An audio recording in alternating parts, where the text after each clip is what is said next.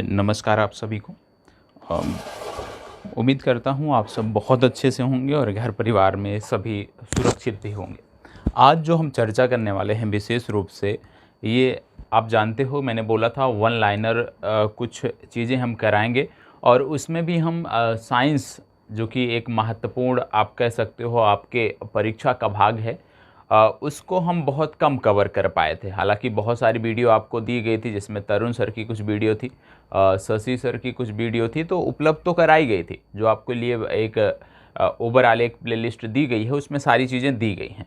लेकिन फिर भी क्योंकि मैंने खुद स्वयं से नहीं कराया था तो इस वजह से साइंस को वन लाइनर के रूप में हम लेकर आ रहे हैं। और ये जो प्रश्न आपके सामने आज आपको देखने को मिल रहे हैं वन लाइनर के रूप में, ये जो प्रश्न और उत्तर आपको देखने को मिल रहा है, इसमें यदि हम बात करें तो जैसे आप लूसेंट पढ़ते होंगे, लूसेंट के साथ साथ आपके पास परीक्षा बाड़ी की वन लाइनर आती है, यदि आप उसको पढ़ते होंगे तो उन सब का सार है। क्योंकि दो पुस्तकों को मिलाकर ये निश्चित रूप से तैयार किया गया है और इसमें लूसेंट और परीक्षा बाड़ी दोनों का सार आप इसको इसमें देखने को मिल जाएगा और उनसे उत्कृष्ट लेवल का आपको इसमें देखने को मिलेगा।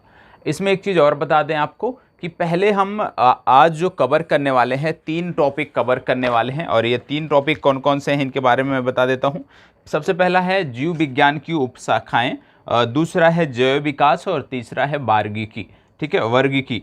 तो जीव विज्ञान की उपशाखाएं, जैव विकास और वर्गीकी को हम कवर करने वाले हैं 3। टोटल इसमें यदि हम देखें तो लगभग 27 से 28 टॉपिक हैं बायो के अंतर्गत जो हमारी परीक्षाओं में पूछे जाते हैं। तो इन 27 से 28 पर हमें विशेष ध्यान देने की ज़रूरत है और प्रयास रहेगा कि अगले 4 से 5 दिनों में जो 26 से 27 टॉपिक हैं ये आपके अच्छे से तैयार हो जाएं वन लाइनर के सहारे। और वन लाइनर के बाद जैसे मैंने आपको बहुत बार बताया था कि आप इस तरह की एक पुस्तक ले लीजिए जिसको बोलते हैं घटना चक्र पूर्वालोकन।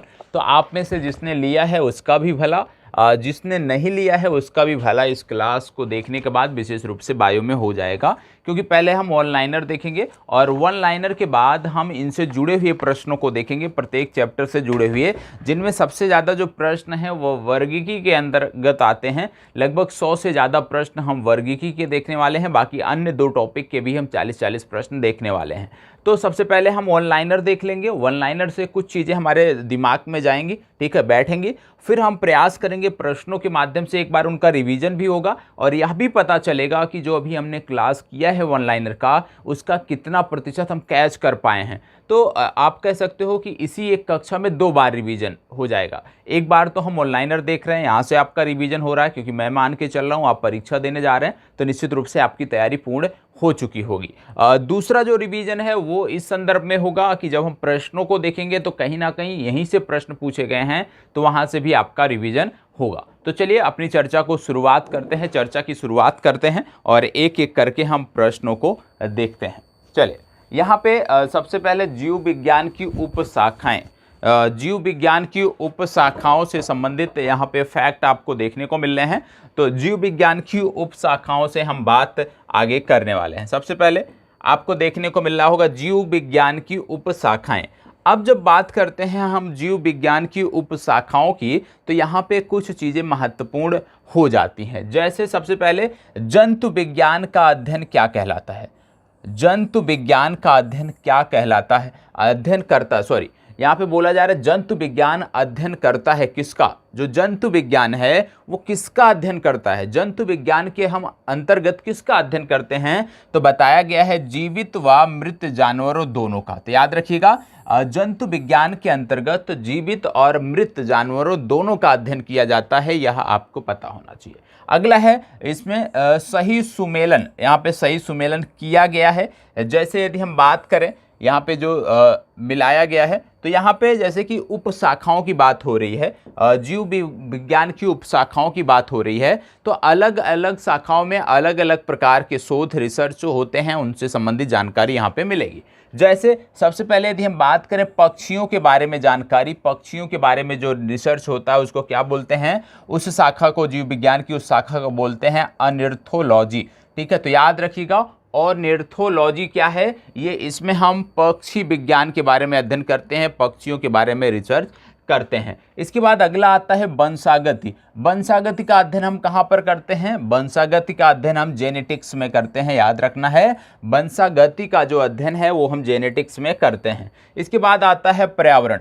पर्यावरण का जब अध्ययन किया जाता है, इसके लिए एक शब्द प्रयोग किया जाता है इकोलॉजी, और इकोलॉजी के अंतर्गत हम पर्यावरण का अध्ययन करते हैं। अगला आता है जीवाश्म। जीवाश्म का अध्ययन हम कैसे करते हैं? तो जीवाश्म का जो अध्ययन किया जाता है वो जीव विज्ञान की शाखा का नाम है पैलियोबायोलॉजी। तो याद रखना है, पैलियोबायोलॉजी ये जो शाखा है, पैलियोबायोलॉजी ये जो शाखा है, इसके अंतर्गत जीवाश्म का हम अध्ययन करते हैं। इसके अंतर्गत जीवाश्म के बारे में हम जानकारी करते हैं, जीवाश्म के बारे में हम शोध करते हैं। ठीक है, तो ये जीव विज्ञान की कुछ शाखाओं के बारे में हमने बात किया। अगला है फूलों के अध्ययन को क्या कहते हैं? जो फूलों का अध्ययन किया जाता है उसको क्या कहते हैं? और आपको बता दें, यहाँ से प्रश्न लगभग हर परीक्षा में आपको एक प्रश्न देखने को मिलता है, तो ध्यान रखिएगा। और बहुत ही आसान है, कुछ चीज़ें आपको याद भी होंगी, जो नहीं याद होंगी वो इस क्लास में आपकी तैयार हो जाएंगी। तो फूलों के अध्ययन को क्या कहते हैं बोला जा रहा है, तो याद रखिएगा, फूलों के अध्ययन को बोलते हैं एंथ्रोलॉजी। फूलों के अध्ययन को क्या बोला जाता है? एंथ्रोलॉजी। याद रखिएगा, फूलों के अध्ययन को क्या बोलते हैं? एंथ्रोलॉजी फूलों के अध्ययन को कहा जाता है। कीटों के वैज्ञानिक अध्ययन को क्या कहा जाता है? कीटों के वैज्ञानिक अध्ययन को कहा जाता है एंटोमोलॉजी। एंटोमोलॉजी क्या है? एंटोमोलॉजी जो है वो कीटों का वैज्ञानिक अध्ययन है, जिसको एंटोमोलॉजी कहते हैं। और फूलों के अध्ययन को हम क्या कहते हैं? एंथोलॉजी कहते हैं। अगला है विषय जो जनसंख्या एवं मानव जाति के महत्वपूर्ण आंकड़ों के अध्ययन से संबंधित है। यहाँ पे बोला जा रहा है वह विषय जो जनसंख्या और मानव जाति के महत्वपूर्ण आंकड़ों से संबंधित है, उसको बोलते हैं जननांकिकी। ये आप जानते ही होंगे। ठीक है, अगला है विभिन्न संस्कृतियों के वैज्ञानिक विवरण के तुलनात्मक अध्ययन को क्या कहा जाता है? विभिन्न संस्कृतियों के वैज्ञानिक विवरण के तुलनात्मक अध्ययन को क्या कहा जाता है? तो ये हम बोलते हैं एथनोलॉजी। तो याद रखिएगा, एथनोलॉजी क्या है? विभिन्न संस्कृतियों के वैज्ञानिक विवरण के तुलनात्मक अध्ययन को बोला जाता है। अगला है जैविक जगत में होने वाले कार्य, गुण व पद्धति के अध्ययन को, इस ज्ञान को मशीनी जगत में उपयोग करने को क्या कहते हैं? इसको बोलते हैं बायोनिक्स। बायोनिक्स क्या है? जैविक जगत में होने वाले कार्य, गुण व पद्धति के अध्ययन के इस ज्ञान को मशीनी जगत में उपयोग करने को बोला जाता है बायोनिक्स। ठीक है, अभी इनसे संदर्भित प्रश्नों को भी हम देखेंगे, तो वहां से आपकी बहुत सारी चीजें जो हैं वो आपकी क्लियर हो जाएंगी। ठीक है, तो परेशान नहीं होना है, सिर्फ सुनते जाना है, और यदि कुछ समझने का प्रयास आपको करना है तो वो भी आप कर सकते हैं। नहीं तो अभी जब प्रश्नों की बात करेंगे तो वहाँ पे हम डिटेल से चीज़ों को देखने वाले हैं। अगला है पैलियो वनस्पति के अंतर्गत अध्ययन करते हैं किसका? पैलियो वनस्पति के अंतर्गत किसका अध्ययन करते हैं? तो याद रखिएगा, पैलियो वनस्पति के अध्ययन अंतर्गत हम पादप जीवाश्मों का अध्ययन करते हैं, जिनको बोलते हैं फॉसिल प्लैनेट्स। ठीक है, अगला है रेशम कीट पालन को क्या कहते हैं? तो रेशम कीट पालन को बोला जाता है सेरीकल्चर, सबको पता होगा। मधुमक्खी का उपयोग, मधुमक्खी पालन या जो कहते हैं इसको क्या बोलते हैं? इसको बोलते हैं एपीकल्चर। तो याद रखिएगा, सेरीकल्चर हो गया रेशम कीट पालन, जिसको सेरीकल्चर बोलते हैं। मधुमक्खी की जब बात आती है तो इसको बोलते हैं एपीकल्चर। अब यहाँ पे कुछ चीज़ों की खेती दी हुई है और इनका नामकरण किस प्रकार से किया जाता है वो यहाँ पे मिलान किया गया। जैसे फूलों की खेती अभी हमने देखा कि इसको बोलते हैं फ्लोरिकल्चर। फूलों की खेती को क्या बोलते हैं? फ्लोरिकल्चर। फूलों की खेती को क्या बोलते हैं? फ्लोरिकल्चर। इसी तरह फसलों की खेती को क्या बोलते हैं? एग्रोनॉमी। फसलों की खेती को बोलते हैं एग्रोनॉमी। सब्जियों की खेती को बोलते हैं ओलोरीकल्चर। ओलोरीकल्चर, ठीक है। फलों की खेती को बोलते हैं पोमोलॉजी। और पिसीकल्चर किसको बोलते हैं? मछली पालन को बोलते हैं। और हॉर्टिकल्चर किसको कहते हैं? बागवानी, फूल फल सब्जी की कृषि जो होती है उसको हॉर्टिकल्चर बोलते हैं। तो याद रखिएगा, फूलों की खेती फ्लोरिकल्चर, फसलों की खेती एग्रोनॉमी, सब्जियों की खेती ओलोरीकल्चर, और फलों की खेती पोमोलॉजी, पिसीकल्चर हो गया मछली पालन, और हॉर्टिकल्चर हो गया बागवानी। ठीक है, तो उम्मीद करता हूँ ये सारी चीज़ें आपने पढ़ी होंगी और रिवीजन में निश्चित रूप से आपको मज़ा आने वाला है।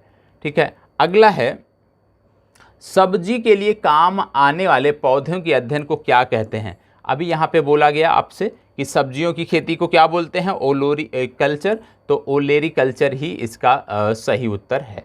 ठीक है, अब यहाँ पे भी कुछ चीज़ों का सुमेल किया गया है। और याद रखिएगा, ये जो भी मैं आपको दिखा रहा हूँ फैक्ट, ये सभी की सभी विगत वर्षों में पूछे गए प्रश्न हैं। बीपीएससी, यूपीएससी, एमपीएससी, एमपीपीएससी मतलब जो राज्य लोक सेवा आयोग हैं विशेष रूप से हिंदी भाषी, वहाँ पे ये पूछे गए प्रश्न हैं। जैसे लेक्सिकोग्राफी, लेक्सिकोग्राफी क्या है? लेक्सिकोग्राफी क्या है? लेक्सिकोग्राफी का मतलब होता है शब्दकोश का संकलन। लेक्सिकोग्राफी शब्दकोश के संकलन को कहते हैं। फिलोलॉजी क्या होता है? फिलोलॉजी मतलब भाषा की संरचना एवं विकास तथा इतिहास का जो अध्ययन है उसको फिलोलॉजी बोलते हैं। फिलोलॉजी किसको बोलते हैं? भाषा की संरचना एवं विकास तथा इतिहास का जो अध्ययन होता है उसको फिलोलॉजी बोला जाता है। अगला है आइकोनोग्राफी। आइकोनोग्राफी क्या है? प्रतिमाओं, चित्रकला का जो अध्ययन है उसको बोला जाता है आइकोनोग्राफी। तो याद रखिएगा, लेक्सिकोग्राफी क्या है? शब्दकोश का संकलन है। फिलोलॉजी क्या है? भाषा की संरचना एवं विकास तथा इतिहास का अध्ययन है। आइकोनोग्राफी क्या है? प्रतिमाओं, चित्रकला का अध्ययन है। तो ये आपको पता होना चाहिए। ठीक है, तो लेक्सिकोग्राफी शब्दकोश का संकलन, फिलोलॉजी भाषा की संरचना एवं विकास तथा इतिहास का अध्ययन, आइकोनोग्राफी प्रतिमाओं चित्रकलाओं का अध्ययन है। ठीक है, अगला है विटीकल्चर के द्वारा उत्पादित क्या होता है? तो विटीकल्चर के द्वारा क्या उत्पादित किया जाता है? विटीकल्चर के द्वारा अंगूर उत्पादन किया जाता है। अंगूर उत्पादन को बोला जाता है विटीकल्चर। इसी तरह कीट संवर्धन क्या है? कीट संवर्धन यदि आपसे पूछ लिया जाए कि कीट संवर्धन क्या है, तो कीटों की वृद्धि करने का जो विज्ञान है उसको बोलते हैं कीट संवर्धन। अगला है वर्मी कल्चर, जिसमें केचुआ उत्पादन आप कह सकते हो किया जाता है। वर्मी कल्चर, वर्मी कल्चर क्या है? वर्मी कल्चर में प्रयुक्त वर्म कौन सा होता है? इसको बोलते हैं अर्थवर्म। ये भी आपको पता होना चाहिए। ठीक है, चलिए आगे बढ़ते हैं। अब यहाँ पे बात करने वाले हैं, यहाँ पे है जेरेंटोलॉजी संबंधित है किससे? जेरेंटोलॉजी किससे संबंधित है? तो याद रखिएगा, जेरेंटोलॉजी जो है वो वृद्धों के अध्ययन से संबंधित है। जेरेंटोलॉजी का मतलब क्या हो गया? ये वृद्धों के अध्ययन से संबंधित है, मतलब जिनमें वृद्धावस्था की बात की जाए, वृद्धजनों की बात किया जाए, उन पर रिसर्च की बात किया जाए, उन पर अध्ययन की बात किया जाए, तो उसको हम बोलते हैं जेरेंटोलॉजी। अगला है वृद्धावस्था एवं काल प्रभावन के विषय में ज्ञान प्राप्त करने की विधा को क्या बोलते हैं? बात वही है, इसको बोलते हैं जेरेंटोलॉजी। अगला है जेनेटिक्स अध्ययन है किसका? जेनेटिक्स किसका अध्ययन है? तो याद रखिएगा, जेनेटिक्स जो है ये आनुवांशिकता और विचरण का अध्ययन है। ठीक है, अगला है पैडोलॉजी संबंधित है किससे? पैडोलॉजी मतलब मिट्टी के वैज्ञानिक अध्ययन को हम बोलते हैं पैडोलॉजी। मिट्टी के वैज्ञानिक अध्ययन को बोला जाता है पैडोलॉजी। अस्थियों का जो अध्ययन किया जाता है उसको क्या बोला जाता है? अस्थियों का जो अध्ययन किया जाता है उसको बोला जाता है ऑस्टियोलॉजी। ऑस्टियोलॉजी के अंतर्गत अस्थियों का अध्ययन किया जाता है। अगला है सर्पों के विषय में जानकारी प्राप्त करना क्या कहलाता है? तो आपको बता दें, सर्पों के विषय में जानकारी प्राप्त करना सर्पेंटोलॉजी कहलाता है। सर्पों के विषय में जानकारी प्राप्त करना सर्पेंटोलॉजी कहलाता है। अगला है साइकोलॉजी मनोविज्ञान, फिजियोलॉजी, पैथोलॉजी और बैक्टीरियोलॉजी में से बेमोल कौन सा है? तो आप जानते हैं साइकोलॉजी, आप जानते हैं ये मनोविज्ञान की बात हो रही है। बाकी चाहे फिजियोलॉजी हो, पैथोलॉजी हो या बैक्टीरियोलॉजी हो, ये अलग आप कह सकते हो एक निकाय है।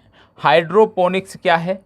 हाइड्रोपोनिक्स एक विधि है जिसमें बिना मृदा के, मतलब जल में पौधे उगाए जाते हैं, वहाँ पे मृदा नहीं होती है, तो मृदा विहीन पादप संवर्धन को बोलते हैं हाइड्रोपोनिक्स। ये आपको पता होना चाहिए, हाइड्रोपोनिक्स बोलते हैं। तो यहाँ पे एक आपका समाप्त हुआ जो कि पहला चरण था, जिसमें हमने देखा कि किस प्रकार से जीव विज्ञान की अलग अलग शाखाएं हैं, जीव विज्ञान की उप शाखाएं हैं, उनके बारे में हमने बात किया।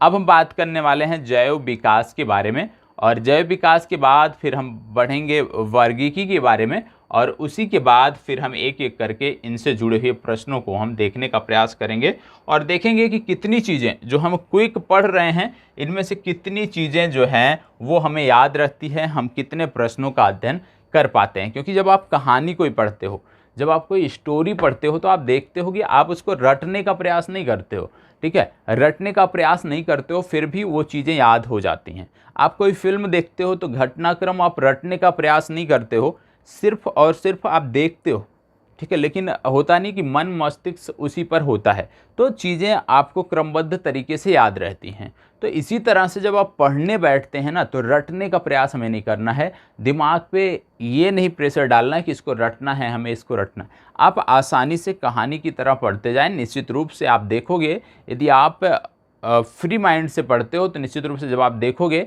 तो कम से कम 30% जो उसका ज्ञान होगा वो आपके पास होगा, ठीक है। तो इसी तरह से जो अभी हम पढ़ रहे हैं इस पे वर्डन लेने का ज़रूरत नहीं है, इस पे आप इस तरह से देखिए कि आपका रिवीजन हो रहा है, आपने जो पढ़ा है उसका रिवीजन हो रहा है, और अभी जो प्रश्न हम देखेंगे तो चीज़ें हमारी और भी बेहतर हो जाएंगी। अब बात हो रही है जैव विकास की।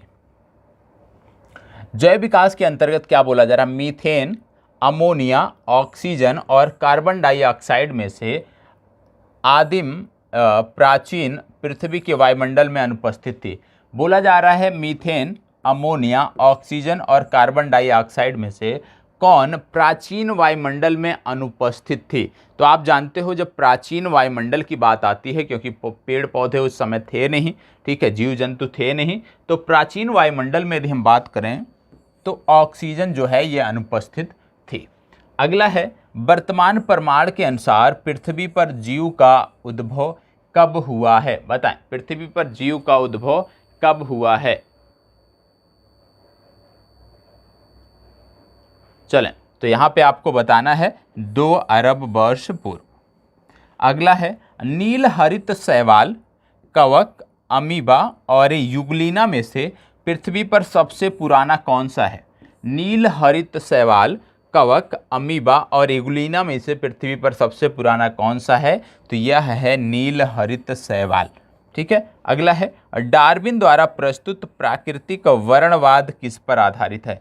डार्विन द्वारा प्रस्तुत प्राकृतिक वर्णवाद का जो सिद्धांत है ये किस पर आधारित है? तो आपको याद रखना है, over production, struggle for existence and variance तथा सर्वाइवल ऑफ द फिटनेस पर यह आधारित है, ठीक है। यह भी कई बार पूछा गया है। जितने भी यहाँ पे आप ऑनलाइनर देख रहे हैं ये सभी प्रश्नों के रूप में पूछे गए हैं, और अभी जब आप प्रश्नों को देखेंगे तो निश्चित रूप से आपको इस चीज़ की प्रसन्नता भी होगी। विकासवाद का सिद्धांत किसने दिया था? विकासवाद का सिद्धांत की यदि हम बात करें तो चार्ल्स डार्विन ने विकासवाद का सिद्धांत दिया था। अगला है, पुस्तक द ओरिजिन ऑफ स्पीसीज किसके द्वारा लिखी गई है?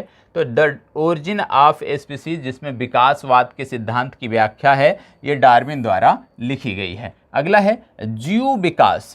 जीव विकास को सर्वप्रथम किसने समझाया? इवोल्यूशन को सर्वप्रथम किसने समझाया? तो इवोल्यूशन को सर्वप्रथम समझाने वाले थे लैमार्क। तो याद रखिएगा, जीव विकास एवोल्यूशन को सर्वप्रथम समझाया था लैमार्क ने। अगला है, विकास के उत्परिवर्तन सिद्धांत का प्रतिपादन किसने किया? किस सिद्धांत का?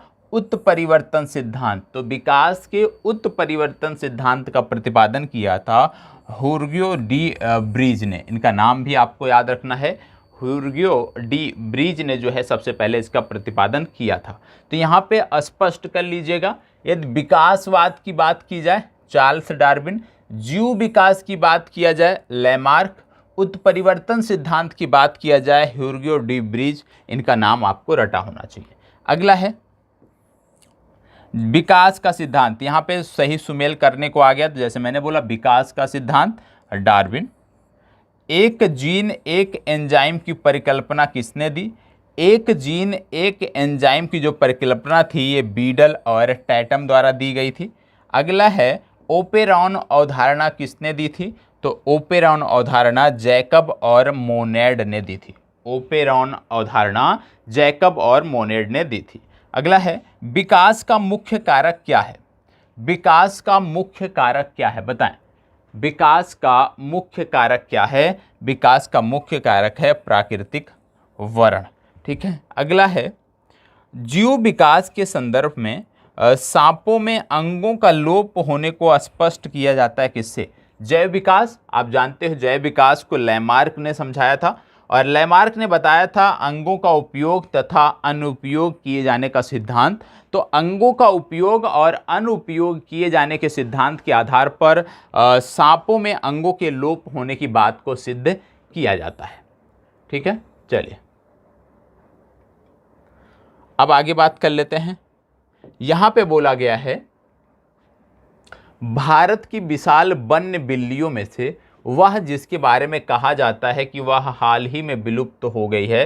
तो भारत में आप जानते हैं चीता विलुप्त हो गया है और चीता जो है हम अफ्रीकी देशों से लाकर बसा रहे हैं फिर से, लेकिन यह विलुप्त भारत से हो गया था। ठीक है, तो इसलिए बोला जाता है क्योंकि ये एक बिल्ली प्रजाति में माना जाता है चीता, तो इसका सही उत्तर है चीता। अगला है आधुनिक मनुष्य के हाल का पूर्वज कौन सा है? आधुनिक मनुष्य के हाल का पूर्वज कौन है? इसको बोलते हैं क्रो मैग्नॉन मानुस। क्रो मैग्नॉन मानुस जो है ये आधुनिक मनुष्य के हाल का पूर्वज हैं। आपको बता दें पीडीएफ के लिए परेशान नहीं होना है, ये पीडीएफ भी आपको आपके टेलीग्राम ग्रुप पर मिल जाएगी। ठीक है, चलिए आगे देखते हैं। शब्द डेनिसोवन कभी कभी समाचार माध्यमों में आता है या क्या है? तो शब्द डेनिसोवन जो है एक आदि मानव जाति है, उसी के संदर्भ में ये चर्चा में रहता है। अगला है आर्कियोप्टेरिक्स, ये क्या है? ये है जुरेसिक युग का सर्वपुरातन पक्षी। ठीक है, अगला है आर्कियोप्टेरिक्स योजन कड़ी है किनके बीच? तो ये जो जुरासिक युग का सर्वपुरातन पक्षी है ये सरीसृप और पक्षी के बीच की योजक कड़ी है। बोला जा रहा मैमथ, मैमथ किसका पूर्वज है? मैमथ जो है ये हाथी का पूर्वज है, याद रखिएगा मैमथ हाथी का पूर्वज है। बोला जा रहा है डायनासोर कब थे? डायनासोर थे मेसोजोइक सरीसृप और मेसोजोइक युग में ये थे। तो याद रखना है डायनासोर की जब भी बात की जाए तो मेसोजोइक युग आपको याद रखना है। जीवों के विकास इवोल्यूशन के संदर्भ में सही अनुक्रम क्या है? तो याद रखना है सबसे पहले सैलामेंडर, फिर अजगर, फिर कंगारू। सबसे पहले क्या है? सैलामेंडर, फिर अजगर, फिर कंगारू, ये आपको याद रखने की जरूरत है। आगे बढ़ते हैं। तो ये हो गया आपका दूसरा वाला जो फैक्ट था वो भी समाप्त हो गया, मतलब जैव विकास भी आपका समाप्त हो गया। अब तीसरा जो सबसे महत्वपूर्ण है, जहाँ से सबसे ज़्यादा प्रश्न पूछे गए हैं पिछले यदि हम 10-15 सालों में देखें, ठीक है 15-20 सालों में देखें, तो सबसे ज़्यादा जो प्रश्न है वो वर्गीकी से ही आए हैं, वर्गीकी से ही पूछे गए हैं। ठीक है, इन तीनों टॉपिक में से, ऐसा नहीं कि पूरे जीव विज्ञान की बात हो रही, इन तीनों टॉपिक में से सबसे ज़्यादा प्रश्न यहीं से पूछे गए हैं। तो चलिए हम भी देख लेते हैं एक एक करके। यहाँ पे यदि हम बात करें तो बोला जा रहा है जीव विज्ञानियों ने पादप जगत और प्राणी जगत की जातियों को बहुत बड़ी संख्या में ज्ञात किया, ढूंढ निकाला और पहचान लिया। संख्या की दृष्टि से अब तक ढूंढे हुए और पहचाने हुए जीवों में सबसे अधिक संख्या किसकी है? बोला है कि पुरातन काल से लेकर आज तक मानव ने, वैज्ञानिकों ने लगातार जीवों की खोज की है, लगातार जीवों की खोज कर रहे हैं। लेकिन इन जो जीवों की खोज की गई है इनमें सबसे ज़्यादा किस प्रकार के हैं? तो सबसे ज़्यादा इसमें कीट हैं, ये आपको पता होना चाहिए। सबसे ज़्यादा कीट प्रकार के जीव जो हैं वो खोजे गए हैं। अगला है, यहाँ पे कथन और कारण दोनों दिए हुए हैं। यहाँ पे बोला गया है अमीबा विभंजन द्वारा जनन करता है क्योंकि सभी एक कोशिकीय जीव अलैंगिक विधियों से जनन करते हैं। अब क्या कथन ए और कारण आर सही व्याख्या करते हैं? जी हाँ, ए और आर दोनों सही हैं, आर ए का सही स्पष्टीकरण है। तो यहाँ से आपको एक फैक्ट यह पता चला कि जो सभी एक कोशिकीय जीव होते हैं वो अलैंगिक विधियों से जनन करते हैं। याद रखिएगा, सभी एक कोशिकीय जीव जो होते हैं वो अलैंगिक विधियों से जनन करते हैं, इसको भी आपको याद रखना है। सभी एक कोशिकीय जीव अलैंगिक विधियों से जनन करते हैं। अगला है गर्म रुधिर वाले जंतु वो जंतु होते हैं जो अपने शरीर के तापक्रम को हमेशा एक सा बनाए रखते हैं। याद रखना है, गर्म रुधिर वाले जंतु जो होते हैं वो अपने शरीर के तापक्रम को सदा एक सा बनाए रखते हैं। अगला है, यहाँ पे कुछ कथन दिए हुए हैं, ठीक है, इसके बारे में अभी हम प्रश्नों के रूप में देख लेंगे तो वहाँ क्लियर हो जाएगा। अभी आगे देखते हैं। यहाँ पे बोला गया है स्टार फिश, सा फिश, पाइप फिश तथा गिटार फिश में से वह जो मछली नहीं है। स्टार फिश, सा फिश, पाइप फिश तथा गिटार फिश में से वह जो मछली नहीं है, इनमें से कौन मछली नहीं है? तो याद रखिएगा इनमें से स्टार फिश जो है ये मछली नहीं है। अगला है, रजत मीन के क्रेफिश, जेलीफिश तथा कैटफिश में से वास्तविक रूप से मछली कौन सी है? तो रजत मीन, क्रेफिश, जेलीफिश और कैटफिश में से जो वास्तविक रूप में मछली है वो है कैटफिश, याद रखिएगा, ठीक है। अगला, स्टारफिश, जेलीफिश, हैगफिश तथा समुद्री घोड़ा में से वह जो वास्तविक रूप से मछली है, तो इन सब में जो वास्तविक रूप से मछली है वो है समुद्री घोड़ा, ठीक है। अगला आ गया है, सबसे बड़ा स्तनपायी कौन सा है? सबसे बड़ा स्तनपायी कौन सा है?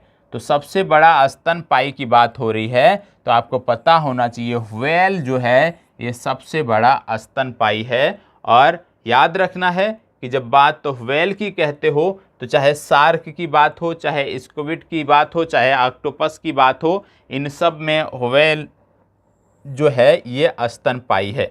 अगला है, finback whale, blue whale, sperm whale तथा हम्पबैक व्हेल प्रजातियों में से दांत वाली व्हेलों में विशालतम कौन है?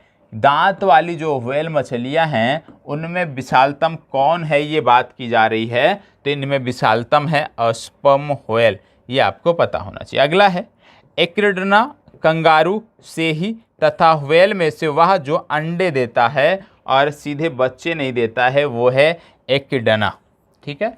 चलिए आगे बढ़ते हैं।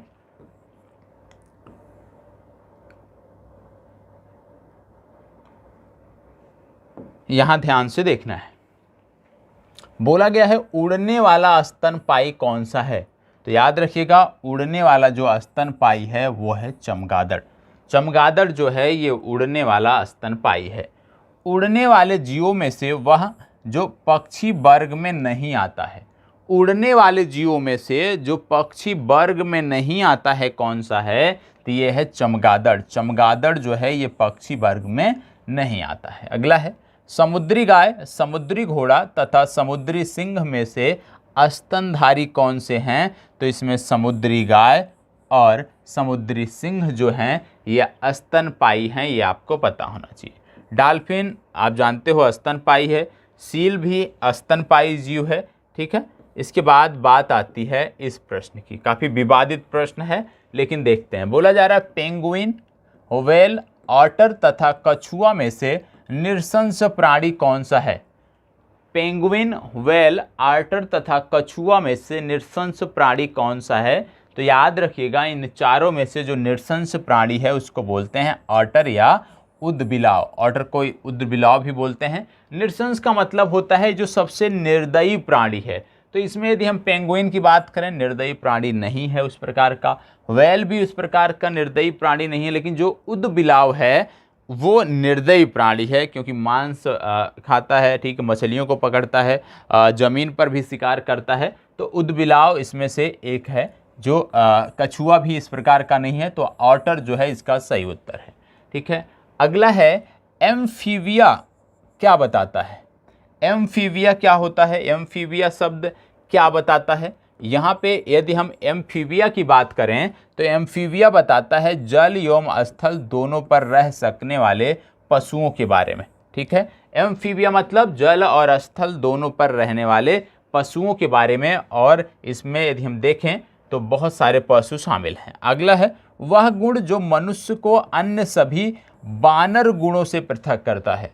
वह गुण कौन सा है जो मनुष्य को अन्य सभी वानर गुणों से पृथक करता है? तो याद रखना है मनुष्य में जो जानने की इच्छा है यही इसको मानव प्रजाति को वानर प्रजाति से, वानर गुणों से अलग करता है।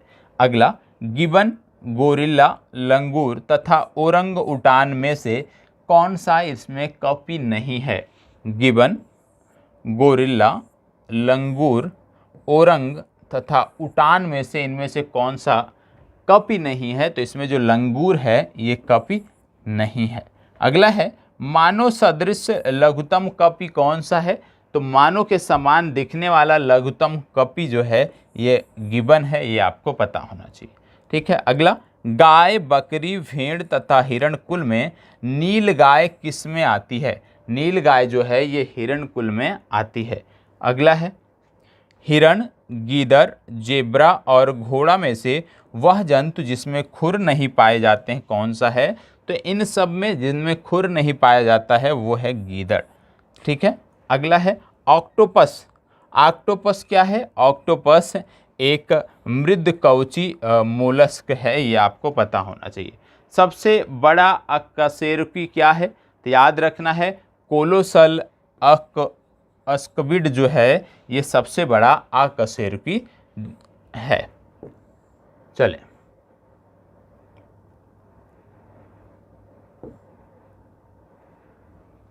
आगे देख लेते हैं। देखो ध्यान दीजिएगा क्योंकि ये जो सेशन है इसमें वन लाइनर विशेष रूप से रिवीजन हो रहा है चीज़ों का। यदि आप साथ बने रहेंगे, आपने पढ़ रखा है तो बहुत ही मददगार आपके लिए साबित होगा। नहीं तो अभी जब हम प्रश्नों को देखेंगे तो वहाँ से बहुत सारी चीज़ें आपकी और स्पष्ट हो जाएंगी।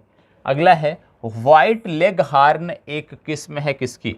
वाइट लेग हार्न किसकी एक किस्म है? याद रखिएगा वाइट लेग हार्न जो है ये कुक्कुटों की एक किस्म है। अगला है टिक और माइट वास्तव में क्या होते हैं? तो टिक और माइट जो हैं ये मकड़ी वंशी होते हैं। जुगनू क्या है? जुगनू एक प्रकार का कीट है। खटमल, मकड़ी, घरेलू मक्खी तथा मच्छर में से वह जो कीट नहीं है? तो खटमल, मकड़ी, घरेलू मक्खी और मच्छर में मकड़ी जो है वो कीट नहीं है। मकड़ी कीट से भिन्न होती है क्योंकि मकड़ी में क्या पाई जाती है? मकड़ी में 8 टांगें पाई जाती हैं। ठीक है। तितली, तिलचट्टा, मच्छर तथा मकड़ी में कीट कौन सा नहीं है? तो इनमें मकड़ी जो है ये कीट नहीं है। अगला है जब चींटियां काटती हैं तो वह अंतः छेपित करती हैं क्या? तो जब चींटियां काटती हैं तो वह फॉर्मिक अम्ल जो है ये अंतः छेपित करती हैं। याद रखिएगा जब चींटियां काटती हैं तो ये फॉर्मिक अम्ल अंतः छेपित करती हैं। अगला है मकड़ियों द्वारा उत्पादित रेशम क्या कहलाता है? मकड़ियों द्वारा जो उत्पादित रेशम होता है उसको बोलते हैं गॉसमिर रेशम। याद रखिएगा गॉसमिर रेशम जो है ये मकड़ियों द्वारा उत्पादित होता है। ठीक है, इसको याद रखना है आपको। अभी प्रश्नों के रूप में देखेंगे तो बहुत सारी चीजें हमारी क्लियर होंगी। चलें अभी जैसे मच्छरों के बारे में, ठीक है, बहुत सारी जानकारी आपको नहीं है, आज आपकी हो जाएगी मच्छरों से संबंधित, क्योंकि मच्छर तो काटते ही होंगे घर परिवार में जब आप रहते हैं तो, कहीं भी रहते हैं, क्योंकि पूरे भारत में यदि हम देखें तो मच्छर पाए जाते हैं। विशेष रूप से जो वन वाले क्षेत्र हैं, जो वर्षा वाले क्षेत्र हैं, वर्षापुरी क्षेत्र है, वहाँ पे कुछ ज़्यादा ही संख्या मिलती है, विशेष रूप से नॉर्थ ईस्ट।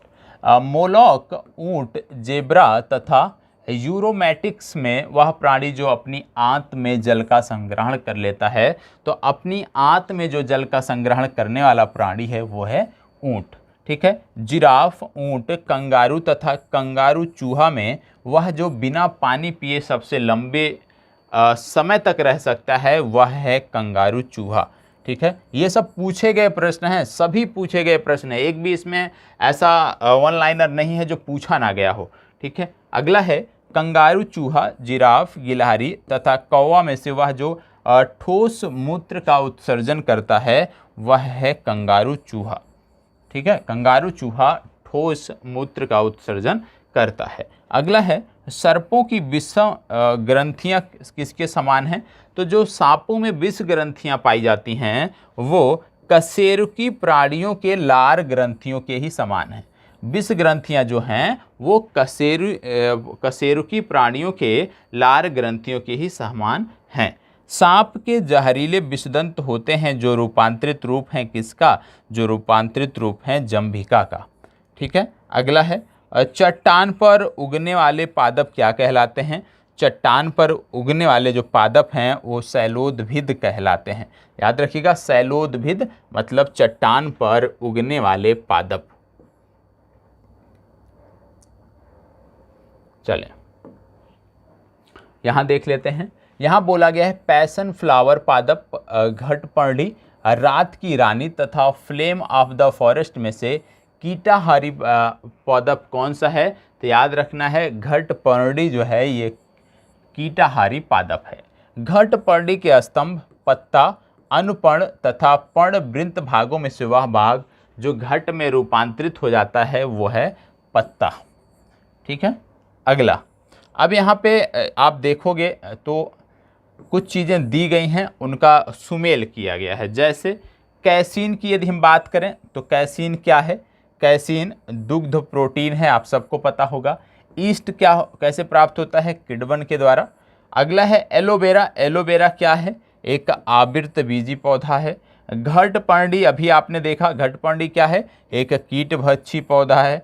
इसके बाद अमरबेल। अमरबेल क्या है? तना परजीवी है।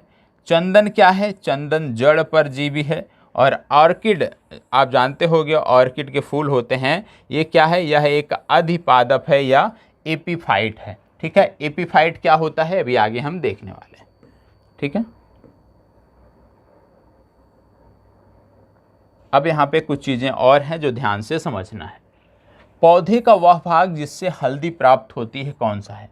पौधे के किस भाग से हल्दी प्राप्त होती है? तो याद रखना है पौधे के जो तना होता है उससे हल्दी प्राप्त होती है। अगला है हल्दी के पौधे को खाने लायक हिस्सा कौन सा होता है? तो हल्दी के पौधे का जो खाने लायक हिस्सा होता है उसको बोलते हैं प्रकंद या राइजोम। अगला है फलों का वह प्रकार जिसमें लीची को रखा जा सकता है वह क्या है? लीची को जो है वो रखा जाता है ड्रूप के अंतर्गत। और ड्रूप क्या है? क्योंकि इसमें प्रश्न मैंने रखा है, तो अभी ड्रूप जो है एक विशेष प्रकार की कैटेगरी है फलों की, और उसके अंतर्गत जितने फल आते हैं उस कैटेगरी में वो ड्रूप कहलाते हैं। उदाहरण के रूप में आप समझ सकते हो ऐसे फल जिनके चारों तरफ आप कह सकते हो कि बहुत ही कोमल मुलायम गूदा होता है और बीच में जो गुठली होती है वो बहुत हार्ड होती है, उसको हम बोलते हैं ड्रूप। ड्रूप फल इस प्रकार के कैटेगरी को रखा जाता है। अभी आगे हम इसकी बात करने वाले हैं। ठीक है, यदि किसी उभयलिंगी पुष्प में पुमंग तथा जायंग अलग अलग समय पर परिपक्व होते हैं तो इस तथ्य को क्या कहते हैं? इस तथ्य को बोलते हैं भिन्न काल पक्वता। ठीक है, अगला है आलू, शकरकंद, बंडा तथा जिमीकंद अधोभूमि उत्पादित सब्जियों में से एक रूपांतरित जड़ कौन सी है? तो इसमें शकरकंद एक रूपांतरित जड़ है। अगला है गन्ना, अदरक, आलू तथा शकरकंद में से वह जिसका संग्रह अंग तना नहीं है वो है शकरकंद। अगला है सलजम, अदरक, गाजर तथा शकरकंद में से वह जो तना है। तो सलजम, अदरक, गाजर और शकरकंद में से जो तना है वो है अदरक। ठीक है, अदरक तना है जड़ नहीं, क्योंकि इसमें नोड और इंटर नोड होते हैं। ठीक है, अदरक तना है जड़ नहीं क्योंकि इसमें नोड तथा इंटर नोड होते हैं, इसी के कारण इसको जड़ की कैटेगरी में नहीं रखा जाता है। ठीक है, अब यहाँ पे दिया गया है जैसे प्रकंद अदरक, स्तंभकंद आलू, सल्ककंद लहसुन, घनकंद जिमीकंद सूरन। चलिए इसको बताएं। आलू है एक क्या? आलू क्या है? आलू एक प्रकार का कंद है। जैव उर्वरक प्रवाल मूल, लाइकेन तथा कवक मूल में से वह जो कवकों और उच्चतर पादपों की जड़ों के बीच उपयोगी प्रकार्य सहचर है उसको बोलते हैं कवक मूल। ठीक है, माइकोराइजा एक सहजीवी संबंध है किसके बीच? कवक और पौधों के बीच। अगला है फलीदार पादपों की जड़ों में उपस्थित गांठों में पाए जाने वाले नत्रजन स्थितीकरण जीवाणु कौन से हैं? ये हैं सहजीवी। ठीक है, मटर एक प्रकार का पौधा है, साग पौधा है। ठीक है, तना काट आमतौर से किसके लिए प्रयोग किया जाता है? गन्ना प्रबंधन के लिए प्रयोग किया जाता है। लौंग क्या है? लौंग एक बंद कलियां हैं जहां से प्राप्त होता है। जीरा, लौंग, काली मिर्च तथा हल्दी में से वह जो पुष्प कलिका होती है वह है लौंग। लौंग जो है ये पुष्प कलिका ही होती है। लौंग कैसे प्राप्त होते हैं? लौंग शुष्क पुष्प कली से प्राप्त होते हैं। ठीक है, अब इसमें कुछ चीज़ें दी हुई हैं जैसे अदरक राइजोम, केसर जो है कैसे प्राप्त होता है? केसर पुष्प की वर्तिका एवं वर्तिकाग्र से प्राप्त होता है। अफीम जो है ये अधपका फल होता है जिसको डूडी कहते हैं, उससे प्राप्त होता है। सन जो है ये तना से प्राप्त होता है। केसर होता है सूखा मिश्रण किसका? फूल के बीज बनाने वाले भागों का। अदरक, फिर वही बात आ गया, अदरक क्या है? प्रकंद। प्याज क्या है? मांसल पर्ण। आलू क्या है? रूपांतरित तना या कंद। नारियल क्या है? भ्रूणपोष। याद रखिएगा, अभी इसकी जरूरत पड़ेगी, ठीक है। चलिए, अब यहां पे बात हो गई है कॉर्क की। कॉर्क प्राप्त होता है कहां से? क्वेकर्स सुबर या ओक नामक पेड़ से। लहसुन की अभिलाक्षणिक गंध का कारण है, याद रखिएगा महत्वपूर्ण है, लहसुन की अभिलाक्षणिक गंध का कारण है सल्फर यौगिक। सल्फर यौगिक के कारण ही लहसुन की इस प्रकार से गंध होती है। प्याज के छिलके उतारने पर आंसू आते हैं क्योंकि प्याज निष्कासित करता है क्या? प्याज निष्कासित करता है सल्फेनिक अम्ल। तो यदि किसी को प्याज को छिलके उतारने पर आंसू आ रहे हैं तो इसका मतलब है कि वो जो प्याज है वो भारी मात्रा में सल्फेनिक अम्ल जो है वो निष्कासित कर रही है। अगला है जीवन चक्र की दृष्टि से पौधे का सबसे महत्वपूर्ण अंग कौन सा होता है? पुष्प ही होता है। मिर्च की तीक्ष्णता का कारण क्या होता है? मिर्च यदि तीखी होती है तो इसका कारण होता है कैप्सेइसिन की उपस्थिति। कैप्सेइसिन की उपस्थिति के कारण मिर्च जो है वो तीखी होती है। अगला है रेशम का कीड़ा सिल्क वार्म अपने जीवन चक्र के जिस चरण में वाणिज्यिक तंतु पैदा करता है वह है कोशित, ठीक है। अगला है रेशम कीट जिन पर पनपता है उसे क्या बोलते हैं? उसे बोलते हैं सहतूत की पत्तियां, क्योंकि ये सहतूत की पत्तियों पर ही ये कीड़ा पनपता है, बढ़ता है और वहीं से फिर हमें रेशम प्राप्त होता है। इसके साथ साथ इसमें कुछ चीज़ें और हैं, जैसे मलेरिया के बारे में तो आप जानते ही होंगे, सिनकोना की छान आपने पढ़ा ही होगा, सिनकोना की छाल, ठीक है। तो ये इसको मैं छोड़ देता हूँ, अभी प्रश्नों के बारे में जब हम देखेंगे तो इसके बारे में हम अच्छे से अध्ययन करने वाले हैं।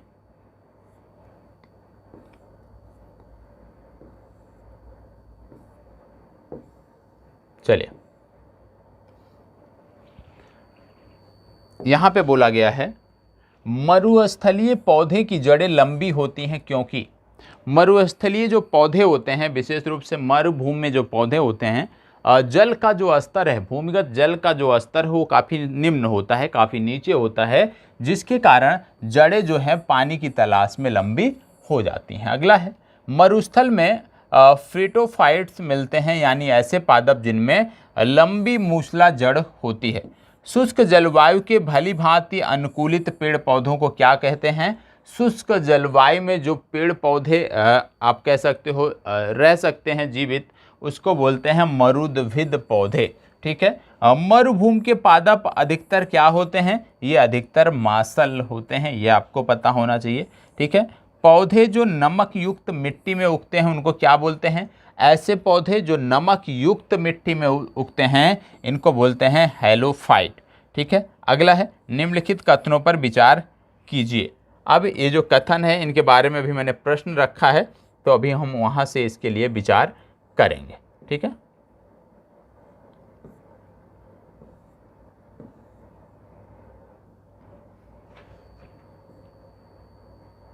अब यहाँ से जो चीज़ें हैं वो महत्वपूर्ण हैं। यहाँ बोला गया है अधिकांश कीट श्वसन कैसे करते हैं? अधिकांश कीट श्वसन कैसे करते हैं? तो अधिकांश कीट जो हैं वो श्वसन करते हैं वातक तंत्र से। कैसे करते हैं? वातक तंत्र से श्वसन करते हैं। अधिकांश कीट वातक तंत्र से श्वसन करते हैं। जमी हुई झील के अंदर मछली जीवित रह सकती है क्योंकि जमी हुई कोई झील होती है तो उसके अंदर मछली जीवित रह सकती है, क्यों? क्योंकि झील का जो ऊपरी परत होता है वही आप देखते हो जमता है, उस ऊपरी परत के नीचे जो है जो जल होता है वो द्रव अवस्था में ही होता है, तो तलों के निकट पानी नहीं जमता है। अगला है जल से बाहर निकाल ली जाने पर मछलियां मर जाती हैं, क्यों? जल से बाहर निकाल लेने पर मछलियां क्यों मर जाती हैं आपको बता दें, क्योंकि वो श्वास नहीं ले पाती हैं इसलिए मर जाती हैं। अगला है मछलियों में सामान्यतः श्वसन होता है किस प्रकार का? मछलियों में सामान्यतः श्वसन गलफड़ों द्वारा होता है। ठीक है, अगला है सेब के फल में लाली का क्या कारण होता है? सेब का जो फल होता है उसमें भी आपको लाली देखने को मिलती है। तो सेब के फल में लाली का क्या कारण है? तो याद रखिएगा, इसमें लाली का कारण होता है एंथ्रोसाइनिन। ठीक है, सेब के फल में लाली का कारण है एंथ्रोसाइनिन। अगला है टमाटर में लाल रंग का कारण क्या होता है? टमाटर में लाल रंग का कारण होता है लाइकोपीन। अगला है पपीते में पीले रंग का कारण क्या होता है? तो पपीते में जो पीले रंग का कारण होता है वो है कैरिका जैंथिन। कैरिका जैंथिन के कारण जो है पपीते का रंग पीला होता है। ठीक है, चलिए आगे बात करते हैं। यहाँ पे बोला गया है कि हाल ही में हमारे वैज्ञानिकों ने एक नए प्रकार के केले की किस्म खोज निकाली है जो पौधा 11 मीटर लगभग लंबा होता है और उसका जो फल होता है, केले का जो फल होता है, उसका जो अंदरूनी भाग होता है वो नारंगी रंग का होता है। यह किस क्षेत्र में खोज निकाला गया है? तो याद रखिएगा, यह खोज हुई है अंडमान द्वीप में।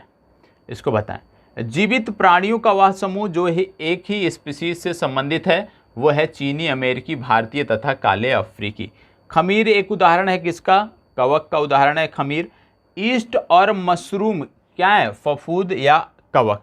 ठीक है, रसेदार सब्जी में प्रयोग होने वाला मशरूम कौन सा होता है? रसेदार सब्जी में प्रयोग होने वाला जो मशरूम होता है वो होता है कवक।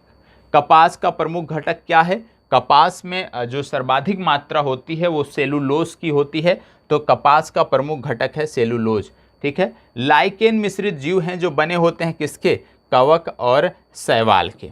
ठीक है, इसके बाद यदि हम बात करें तो अब बात आ गई है, आप कह सकते हो अफीम और अन्य तथ्यों की, उनके बारे में भी हम बात करेंगे। यहाँ पे बोला गया है, चलो इसको भी हम लास्ट में देख लेंगे। अब एक एक करके प्रश्नों को हम देख लेते हैं। आप बोल रहे थे, अब एक एक करके यहाँ पे हमें प्रश्नों को देखना है कि किस प्रकार से प्रश्न पूछे गए हैं। ठीक है, तो यहाँ से चीज़ें आपकी थोड़ी सी और बेहतर होंगी। जितना भी अभी हमने पढ़ा है उनके बारे में हम यहाँ पे बात करने वाले हैं। पहला क्या बोला जा रहा है? पहला प्रश्न जो आपके सामने है, यहाँ बोला जा रहा है वर्तमान प्रमाण के अनुसार पृथ्वी पर जीव का उद्भव कब हुआ है?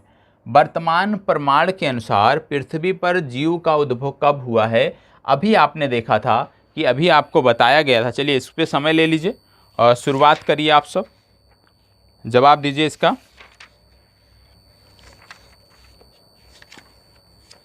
चले जवाब दीजिए। अभी इसको बताया गया, देखो जैव विकास से संबंधित प्रश्नों को हम ले रहे हैं। ठीक है, तो इसका सही उत्तर है डी विकल्प। अभी मैंने काउंट करके इसको बताया भी था आपको। ठीक है, अगला बढ़ते हैं। प्रश्न संख्या 2। प्रश्न संख्या 2 क्या पूछा जा रहा है? यूपीपीसीएस में 2008 में पूछा गया है। क्या है? पृथ्वी पर सबसे पुराना जीव कौन सा है? पृथ्वी पर सबसे पुराना जीव कौन सा है? नीलहरित शैवाल, अमीबा, कवक या युगलीना? अभी बताया गया। यदि आपने सिर्फ सरसरी निगाह से देखा होगा और ध्यान से सुना यदि होगा तो भी आप जवाब दे सकते हैं। आपको बताया गया था पृथ्वी पर सबसे पुराना जीव कौन सा है? नीलहरित शैवाल, अभी आपको बताया गया था। चलिए आगे बढ़ते हैं। ये स्पष्ट नहीं है, कोई बात नहीं, इसको देख लेते हैं। ये बोला गया है जीव विकास को सर्वप्रथम किसने समझाया था? जीव विकास को सर्वप्रथम किसने समझाया था? बताएं। जीव विकास को सर्वप्रथम किसने समझाया था? मैंने आपको बताया था विकासवाद का जो सिद्धांत है, विकासवाद का जो सिद्धांत है वो दिया था डार्विन ने। जैव विकास की जब बात करते हैं तो जैव विकास का जो सिद्धांत था ये दिया था लैमार्क ने। तीसरा मैंने आपको बताया था उत्परिवर्तन का सिद्धांत, और उत्परिवर्तन के सिद्धांत के संदर्भ में मैंने बताया था हुर्गो डी ब्रीज ने जो है वो उत्परिवर्तन का सिद्धांत दिया था। तो यहाँ पे बात हो रही है जैव विकास की, एवोल्यूशन की बात हो रही है, तो इसका सही उत्तर है लैमार्क। चले इसको बताएं। आधुनिक मनुष्य के हाल का पूर्वज कौन सा है? आधुनिक मनुष्य के हाल का पूर्वज कौन सा है? बताएं। आधुनिक मनुष्य के हाल का पूर्वज कौन सा है? अभी बात हुई है इसकी, सिर्फ आपने ध्यान से जैव विकास सुना होगा तो भी आप जवाब दे सकते हैं। बताएं, आधुनिक मनुष्य के हाल का पूर्वज कौन सा है? आधुनिक मनुष्य के हाल का पूर्वज कौन सा है? आधुनिक मनुष्य के हाल का पूर्वज है क्रो-मैग्नान मानुस। ठीक है, चलिए आगे बढ़ते हैं, इसको बताएं। मैमथ किसका पूर्वज है? मैमथ किसका पूर्वज है? ये भी अभी आपको बताया गया है। मैमथ किसका पूर्वज है, बताएं। मैमथ किसका पूर्वज है? वर्तमान समय में ये विलुप्त हो गया है, लेकिन अभी आपको बताया गया था कि मैमथ जो है ये हाथी का पूर्वज है। ठीक है, चलिए आगे बढ़ते हैं। अगला है, डायनासोर थे, किस समय में डायनासोर थे? ये भी अभी आपको बताया गया। डायनासोर थे, क्या थे? सबसे पहली बात तो डायनासोर क्या थे ये बताएं। चलें फास्ट, डायनासोर क्या थे? सबसे पहली बात तो यहाँ पे आपको समय देख लेना चाहिए। तो मेसोजोइक में थे डायनासोर। तो मेसोजोइक दो जगह दिया हुआ है, एक जगह पक्षी है, एक जगह सरीसृप है। तो आप जानते हो डायनासोर जो है ये मेसोजोइक सरीसृप थे, मतलब डी विकल्प आपका सही उत्तर है। अगला, निम्नलिखित में से कौन मछली नहीं है? इनमें से कौन मछली नहीं है आपको बताना है। स्टार फिश, पाइप फिश, सा फिश या गिटार फिश, इनमें से मछली कौन सा नहीं है आपको बताना है। चलो बताएं, इनमें से कौन सा मछली नहीं है? अभी देखो आपको बताया गया था कि जो स्टार फिश है वो मछली नहीं है, मतलब ए विकल्प आपका सही उत्तर है। व्हेल निम्न वर्गों में से किस वर्ग का प्राणी है? व्हेल जो है किस प्रकार का प्राणी है? अभी सारी चीज़ें आपको बताई गई हैं ऑनलाइनर के रूप में, वही चीज़ें अब यहाँ पे प्रश्नों के रूप में हैं। बताएं, अब वर्गीकी से संबंधित प्रश्न आपको देखने को मिल रहे हैं। तो बताएं, व्हेल निम्न में से किस वर्ग का प्राणी है? व्हेल के बारे में अभी आपको बताया गया कि व्हेल जो है एक स्तनपायी जीव है। ठीक है, तो कौन सा प्राणी है? स्तनपायी प्राणी है। अगला प्रश्न, डॉल्फिन वर्गीकृत किए गए हैं किन में? डॉल्फिन जो हैं वो किस में वर्गीकृत किए गए हैं? आप जानते हो डॉल्फिन भी एक स्तनपायी जीव की कैटेगरी में आता है। ठीक है, अब यहाँ पे क्या है कि थोड़ा सा ऐसे समय ज़्यादा लग रहा था, इसलिए यहाँ पे प्रश्नों को रख दिया गया है। लेकिन आपको क्या करना है कि अपने मन से उत्तर करना है, क्योंकि ये मैंने उस पुस्तक की, जो मैंने पुस्तक अभी आपको दिखाई, उसी से फ़ोटो क्लिक करके मैंने इसको रखा है यहाँ पे, क्योंकि मैं चाहता था थोड़ा सा डिटेल में भी चीज़ें बताई जाए, जो इसमें अतिरिक्त व्याख्या दी होती है उस पर भी चर्चा किया जाए, क्योंकि ये भी आपके लिए महत्वपूर्ण होता है, ये बहुत ज़्यादा महत्वपूर्ण होता है। ठीक है, अब यहाँ पे क्या बोला गया है, ध्यान से देखिएगा। निम्नलिखित में से सील किस जाति का है? निम्नलिखित में से सील जो है, जो पानी में पाया जाता है, वो किस जाति का है? मछली जाति, सरीसृप जाति, पक्षी जाति या स्तनपायी? तो बताएं सील किस जाति का है? सील मछली आपने सुना होगा, तो किस जाति का है सील? सील के बारे में आपको बता दें, सील एक स्तनपायी है। ठीक है, सील या फोका एक स्तनपायी जंतु है जो गण कार्निवोरा के अंतर्गत आता है। यह एक जलीय, चुस्त एवं शक्तिशाली स्तनधारी जंतु है जो कि मांसाहारी होता है। शिकार करने के लिए इनमें नुकीले कैनाइन दांत पाए जाते हैं तथा तैरने के लिए इनमें चप्पू या फिलर्स उपस्थित होते हैं। ठीक है, तो ये तो बात हो गई सेल्फ के बारे में, सील के बारे में। अगला है यहाँ पे जो है वो आपके लिए है, निरशंस प्राणी कौन सा है? अभी आपने देखा था, तो इसमें आपको बताना है इनमें से निरशंस प्राणी कौन सा है। इनमें से देखो, निरशंस प्राणी वाले में हर जगह अलग अलग व्याख्या दी हुई है, लेकिन जो नवीनतम व्याख्या, देखो कुछ लोग बोलते हैं कि व्हेल जो है वो भी निरशंस प्राणी है, कुछ बोलते हैं ऑटर जो है निरशंस प्राणी है। ये प्रश्न 1994 में पूछा गया है बीपीएससी में, और तब ऐसा माना जाता था कि जो व्हेल है वो एक निरशंस प्राणी है।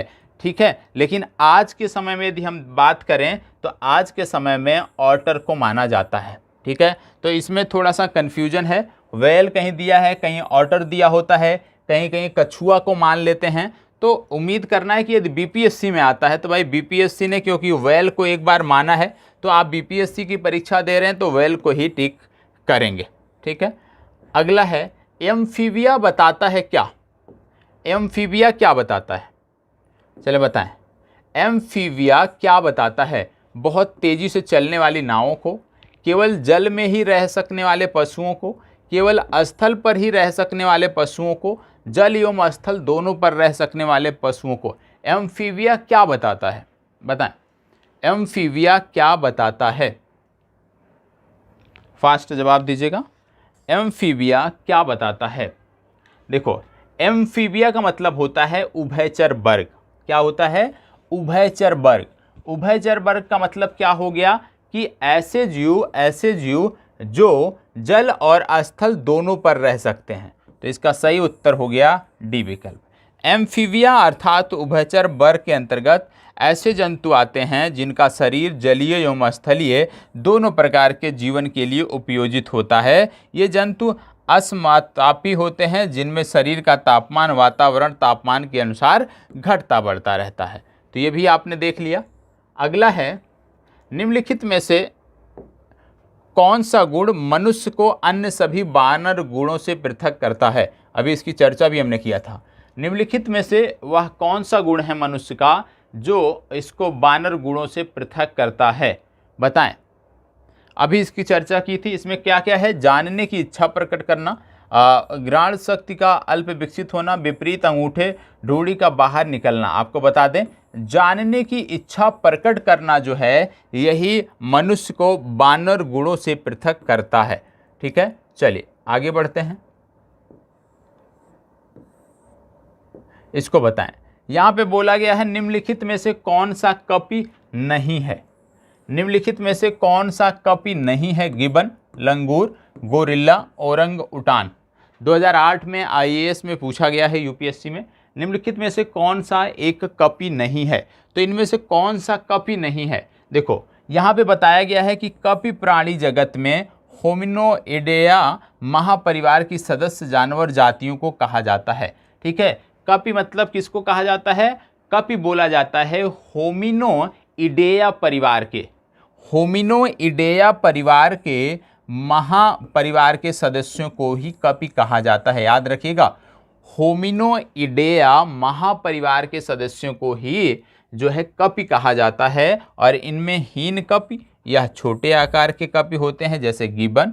दूसरा होता है महाकपि, ये बड़े आकार के मानव कपि होते हैं जैसे चिंपैंजी, गोरिल्ला, ओरंगुटान आदि। लंगूर जो है ये कपि वर्ग में नहीं आता है बल्कि वानर वर्ग में आता है। तो याद रखिएगा, कपि वर्ग अलग है, वानर वर्ग अलग होता है। और इसमें लंगूर की बात करें तो लंगूर क्योंकि होमिनोइडेया परिवार से संबंधित नहीं है, और आप जानते हैं कि होमिनोइडेया परिवार से संबंधित जो जानवर हैं उन्हीं को ही कपि का दर्जा मिला है, इसलिए लंगूर को कपि का दर्जा नहीं बल्कि वानर का दर्जा मिला है। ठीक है, तो याद रखिएगा, आज से ये पता हो गया आपको कि कपि और वानर में अंतर है।